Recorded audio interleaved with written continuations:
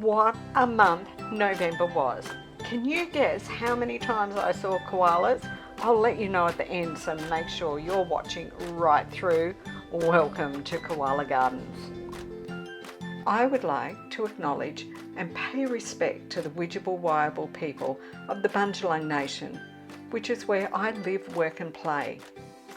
I pay my respects to their elders past, present and emerging, and recognise the strength, resilience and capacity of this nation, and am aware that sovereignty has never been ceded.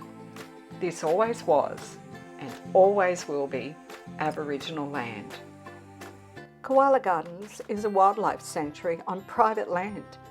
Subscribing helps me bring koalas to you, and liking this video helps me bring them to the whole world. I'm lucky enough to live in the koala's backyard with a wild and free colony on the far north coast of New South Wales in Australia. Check out my Patreon options and come over and chat on my public Discord server. You'll find links for these and lots more in the description below. I'm Katrina and I'm passionate about saving koalas.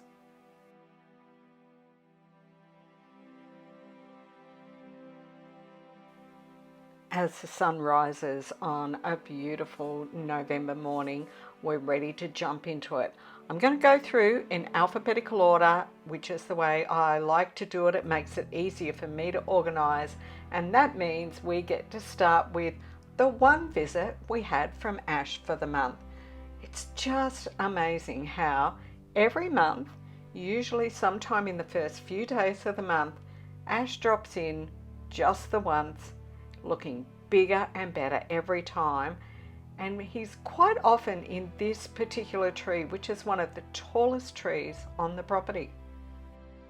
Let's have a bit of a look through the birds. This is a double-barred finch. They are lovely and there can be quite numbers of them, but I managed to catch this one sitting in a spot where we could actually see it. More finches, and this is the red-browed finch. As you can probably imagine, all of the finches are quite tiny birds, so getting photos is really quite difficult. This one is the noisy friarbird. Didn't make too much noise. They can gabble on like you wouldn't believe. And a little honey eater. They are so lovely. Now, one of my favourites, it's actually hard because I love the birds and we have so many beautiful colourful birds. This is a male king parrot in full breeding plumage. He is such a show off, isn't he? He's now eating the seeds on a grevillea tree, which is a native tree. And this is Mrs. King Parrot. You can see this is really messy seed. It's really soft, so as they start to chew it and break it open, their beaks just get smothered. And you can see I'm hiding inside the veranda filming this. Back to Mr. King Parrot, just because he is so beautifully showy. And we wouldn't really have a month unless we saw some of the iconic kookaburras. Kookaburras are the largest kingfisher in the world. They live in amazing family groups and they hunt by sitting up high on a vantage point and using their sharp eyes to scour the ground looking for the prey that they love most. They can catch and kill quite large snakes, incredible birds. This is the laughing kookaburra, and they're so named because they sound uncannily like someone who's had a few too many wines and are certain they've just told the funniest joke in the world. And then we move to the magpie, who is one of our most gorgeous songbirds.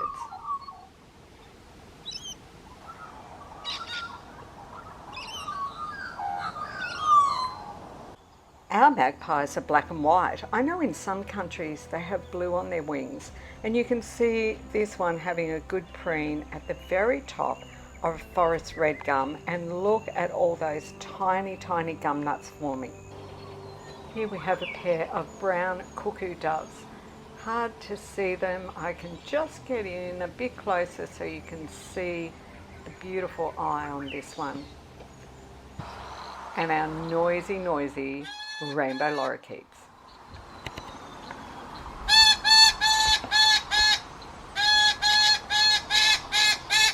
And then our very quiet, just a tiny peeping noise they make, rainbow bee eater. Beautiful little birds, so important for the insect life on the property here. And the female superb fairy wren, so tiny and delicate. Now I was really excited because I found an endangered butterfly. This is a tiny little black grass dart. They're in the family of the skippers, and just look at how tiny this butterfly is. And here we go, the koalas that came to visit in November. Bobby came back. It took me quite a bit to identify him because when I first found him, and you can see just how windy it is, this is how far away I was from the tree. I had to circle quite a way around, climb a slope, move through to get to a vantage point where I was higher than the tree to finally see through. And of course, he saw me, decided to have a bit of a climb. Just look at that gorgeous little bum. He's one beautiful round tubby fella. And our bullet. We had a pretty good month of bullet being on the property. I will say we had a few days less than we've had in previous months, and as we get through this video, I'll tell you a little bit about why. Bullet is just as much at home in the very tops of the biggest and tallest trees as he is climbing through the young trees in the plantation area. You can see how high up he is there. Makes it very difficult at times to get clear photos of the koalas, but can you see the little wedge out of his ear? That does make him easier than many koalas to identify. I will give him that. And look where he is. He's in the soft release tree. And only a few days later, in this beautiful golden light of dawn, I'm filming him from inside my kitchen window. Much cozier in that wind. I absolutely never tire of seeing our bullet. On this particular morning, I had actually been through here and I had looped back around, and suddenly Bullet's jumping up into this bloodwood. This is the big pink bloodwood tree that sits just outside my kitchen window. I asked him what had been going on, and he was just like, look, don't worry about it, got lots of things to do. Koalas have very busy lives, you know, and many decisions to make, such as which is the best branch for me to climb just now. Oh, decisions. I'll go this way, that way, I'll sit down. No, I won't. I'll jump. Up I go. See ya. It's really quite difficult filming koalas when they're moving up through the trees because all of a sudden you have so many things in the way and you've got to try and kind of move around to get a vantage spot again. But when you find them sleeping like this, well, you've got plenty of time to find the perfect sweet spot to see them through. I think we'd all agree that the absolute best is when I get to actually find a koala awake and, well, trying to grab a meal. You know, things are not always as close as they look when you're in a tree, it would seem, but persistence always pays off, and Bullet knows how to make the most of any tree that he's in. He also knows how to make the most of any opportunity to relax and take a nap. I think that one of Bullet's big philosophies on life is always take advantage of any windy moment to go out and get a good feed. just watch him as this tree begins to start blowing about in the wind. We had quite a few really windy days during the month of November. And what a joy and delight it always is to find Miss Ellie. She's actually developing quite a size to her now. I would guess that she is around 4.5 kilos in size. That means she really should get bred this season. I don't think we're going to see a joey come out of the pouch until we're heading into winter next year. So we're going to have to just be patient for a little bit longer. I know we were kind of hoping she might have had a joey this year, but I think that she was just still a little bit too young. They do say that good things come to those who wait. So I guess we will just enjoy the good things when we get them. There's hard to see through, but just with this little bit of climbing, I would say there's no big pouch bulge there, but maybe she's been mated just over the last month or two and is maybe hiding a little tiny pinky in there now if we're lucky. What we do know is Miss Ellie is just the most divine looking girl, and she really loves being up in the tippy top of the heights of the biggest trees.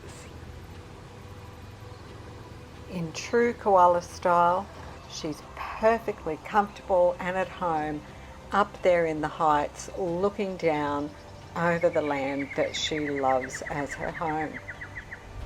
If you join me by becoming a patron, you'll get to see a lot more information each month about where these different koalas have been moving around, and you'll see a lot more of the story of Ellie by seeing those movements of her on the map.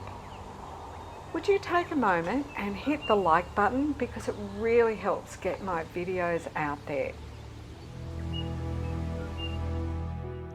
And we had a lovely girl come through the property during the month. She spent about 8 days here and was named Emma. Quite a delightful young girl, but I would say that she's at least as old as Ellie is now. And if you have a look at that nose, what a distinctive pattern that is. It's going to be really easy to recognize her if she comes through another time. And she very kindly showed me that she's a girl on only about the second or third time I saw her. Very polite of her, really, even if it's an unladylike way to show us. She moved through quite a few different parts of the property.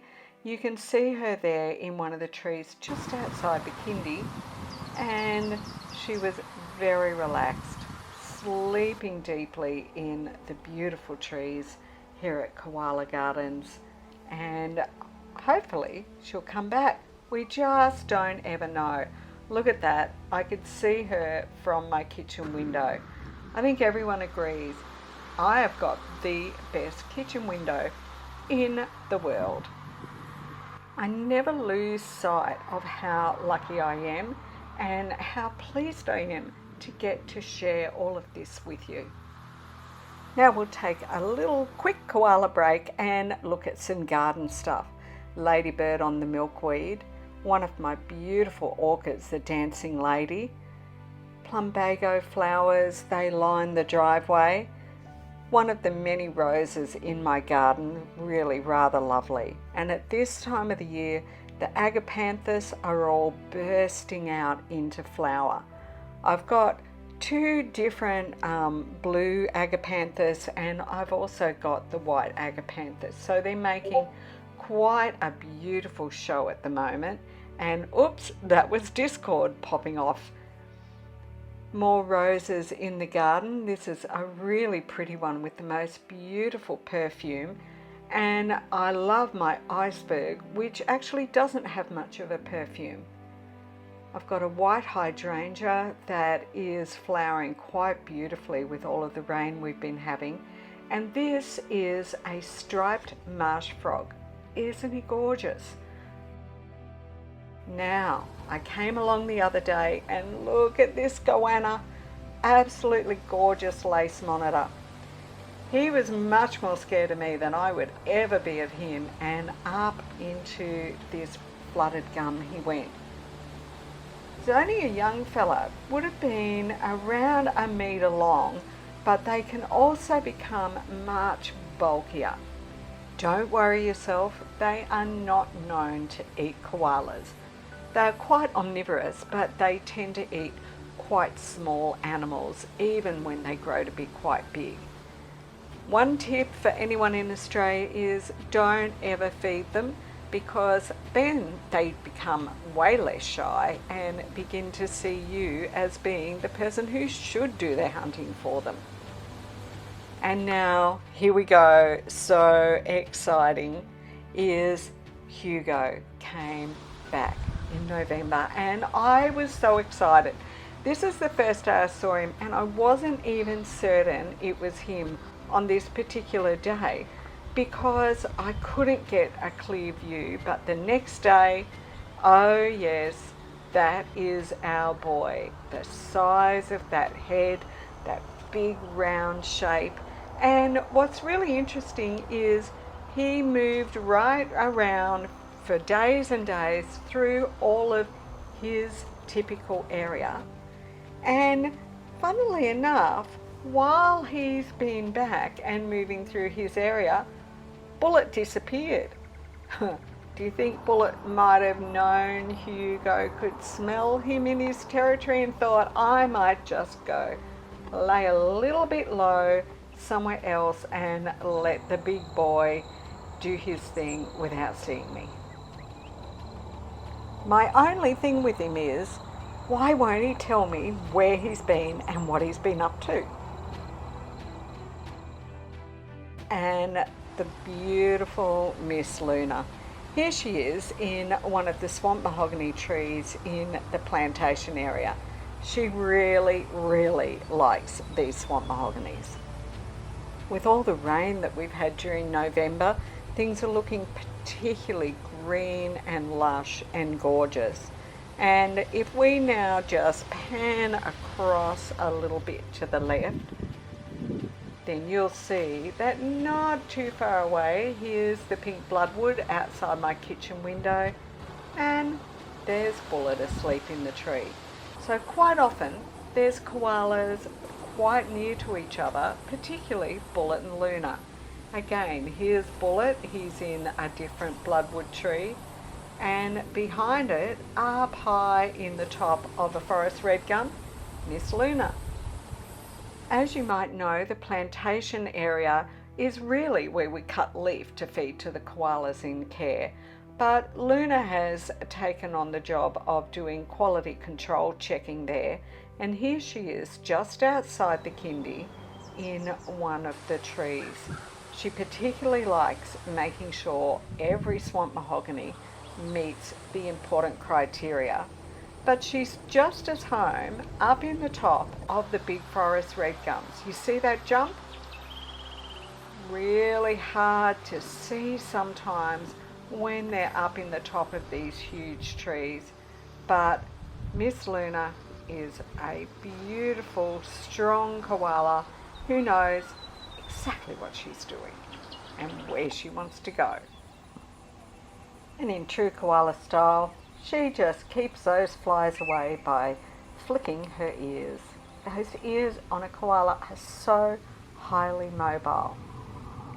Now it's time to move across and have a good look at our beautiful Queen Matilda for the month of November. Notice there we have Bullet up in a tree just near her. That was before Hugo came back, of course. Matilda is really fond of the lovely tall flooded gums that are in Area 11. You can see her having a good meal right up the top there. She's around 10-11 metres from the ground up there. One of the days I was so surprised because I came along and found Matilda in this tree, and look at which tree it is. You all recognise it? Yeah, that's the soft release tree. I've never seen her over that area of the property before. If you become a patron of Koala Gardens and you see the monthly video that the patrons receive, it's amazing when we see Matilda's movements across the property map during this month, because she was seen in a few places I've never seen her before, and it does look quite stunning when you see coloured dots appearing on the map. She is definitely royalty. When you look at that gorgeous round face and the calm way she just looks into the eyes. But watch out, Matilda. That's one big March fly sneaking up that branch towards those tender fingers. Here's another place that I found her that I've never seen her before.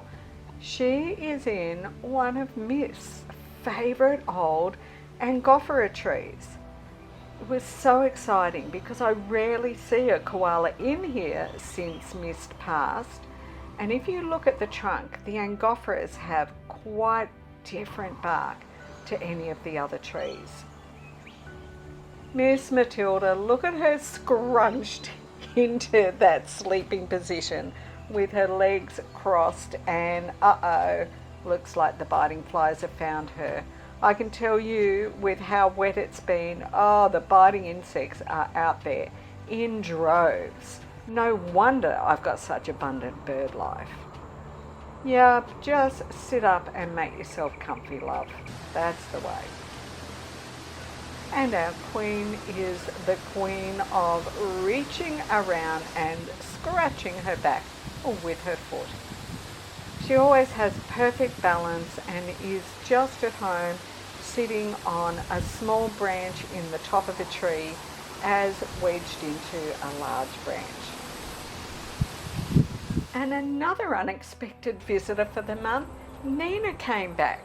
I can tell you it was not easy to identify her because look at the view that I've got. That doesn't tell you a lot. What I have been learning to do is just stand patiently, take video, and then load the video actually into Photoshop and export it frame by frame to go through and examine and find a nose pattern. And our girl Phoenix, look at the size she's growing. I would say that she is well over 7 kilos now. She was 6.6 kilo when we had to take her into Friends of the Koala earlier this year. She's at least 7 kilos now. And that nose pattern, when you can see it, makes it easy to know that we've definitely got her, no matter if we can't see any of the rest of her. She's been dropping in at least once a week to just have a bit of a check on things. I suspect a few things about Phoenix at the moment. She's a very large girl, and I have started discussing some of those in the e-bulletin that I send out to my Keeping in the Loop adoptions. I've been working with the local council, and look at the sign they have put just outside the road on my property. Koala Joey's cross here was what I asked them to put on it. Still got little snakes in the nesting boxes, and they make me so happy. These snakes are a really important part of the ecosystem here. They're in the python family, so they're not venomous, and they help keep many parts of the population controlled. Here's one more sunrise to end the month off, and do you know what? You have done it. You have made it through to the end of yet another video. I had 107 sightings this month, so would you write in the comments below, numbers high November? See you soon with more koala stuff. Thanks for visiting Koala Gardens. Did you hit the like button? Now before you go, there's lots more great video to see, and make sure you've subscribed and hit that notification bell.